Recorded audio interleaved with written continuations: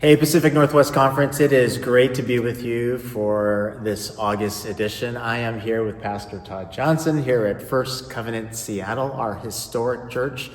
And we'll talk a little bit more about why we're here, but first I'd like to have Pastor Todd just share a little bit about this historic space. Thank you, Greg.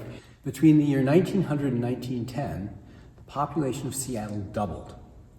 And much of that population increase was Scandinavian. This building was built in 1910, right at the end of that incredible surge of immigration. And this was built as a revival space. This was a tabernacle.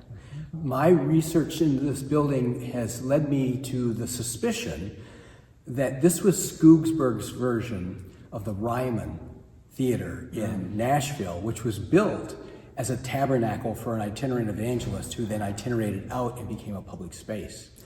We have a dome, which the Ryman does not have, but it does have really incredible acoustics, which the Ryman does have. It's sort of in the round. And if you notice the stairway coming down, they didn't want anyone to leave the balcony and go out of the church to come back in if they felt the Spirit move.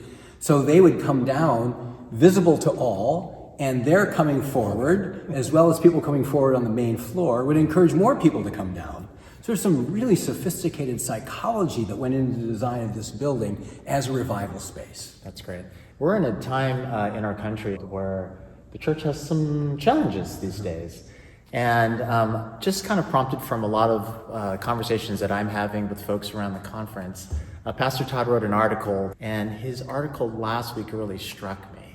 And Todd, if you could just share a little bit of that with our friends. Sure. So 2 weeks ago, I wrote a piece about Eugene Peterson's Working the Angles, in which he says in the 1970s, many pastors were abandoning their posts and becoming shopkeepers, that is, trying to sell things to people. Last week, I gave an explanation of that actually was written in 1967 by Peter Berger, a sociologist. A year after I was born, by the way. It was many years after I was born, however. Regardless. Berger, looking at the history of Protestant churches in this country, says that Protestantism in general bought into the Enlightenment, especially evangelicalism, became a very rationalistic approach to faith. And this rationalistic approach to faith did two things. One, it eliminated much of the supernatural aspects of religion. And second, it really promoted an unmediated God. You have a personal relationship with God, which made the church obsolete. It was no longer necessary. It was value added. So Berger at that point said, you should anticipate that ministry at the end of the 20th and early 21st century is basically going to be sales. How do you give people the care and tending of their own personal faith? You mentioned also in the article, you were referencing the work of the Sacred Canopy. Yeah. Just say a word about that. So the book by Berger that I'm referring to is called The Sacred Canopy. And he says that the three elements of religion that provide a sacred and safe space for societies and hold them together are mystery, magic, and miracle. Say that one more time.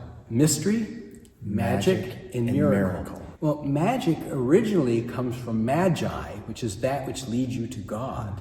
So the identify that there are supernatural elements in this world that point towards the divine, and we have flattened our universe. And in doing so, the only thing that's supernatural is what's within us. It's not outside of us. Mm-hmm. And so what does that speak to us today? That how do we recapture that sacred canopy? One of the things that's happened in my previous life, I was part of a theology and arts program. And the arts have become a way of building a bridge to the transcendent. There was a person in Iowa that created the Church of Beethoven in the early 2000s. And on Sunday morning, they would gather in an old, I think it was an old gas station that they opened up, and they would perform pieces of music or have pieces of art presented and talks about them. Basically, people were looking for something that was transcendent. And instead of finding it in religion, they found it in art. So many churches are doubling down on the arts as a way of building a bridge to something bigger than ourselves. There's no shortage of spirituality in our world. But again, spirituality is often focused inward. The generation of my children and below them have found that that's insufficient unless it has a justice or mercy component to it.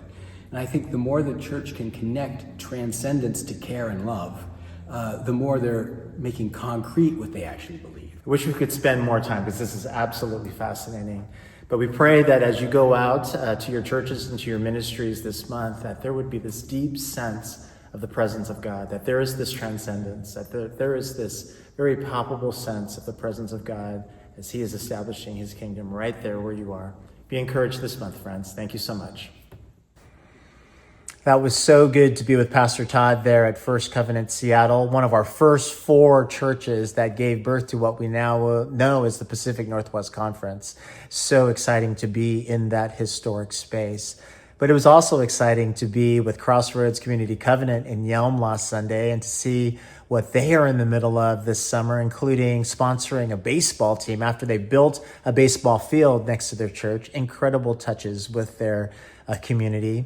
This past week, there was the annual sports camp at Pine Lake, and so many of our churches have had vacation Bible schools like at Encounter this past week, and Pastor David Greenidge reported exciting things coming out of their vacation Bible school, including parent classes, parent skill classes. And there are also 7 baptisms recently there at Tigard. I know at Columbia Grove, there's going to be the School of Rock that they are going to be sponsoring, and lots of great things happening at the camp. So many wonderful opportunities this summer, as summer often brings. God bless you all. Happy August.